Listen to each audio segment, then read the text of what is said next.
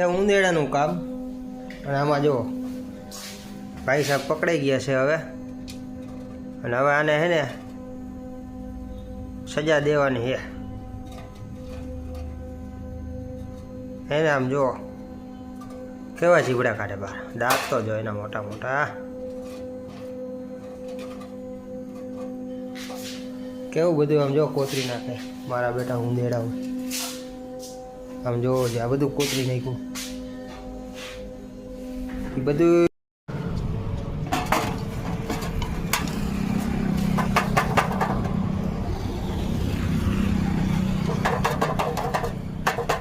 એ આમ જા.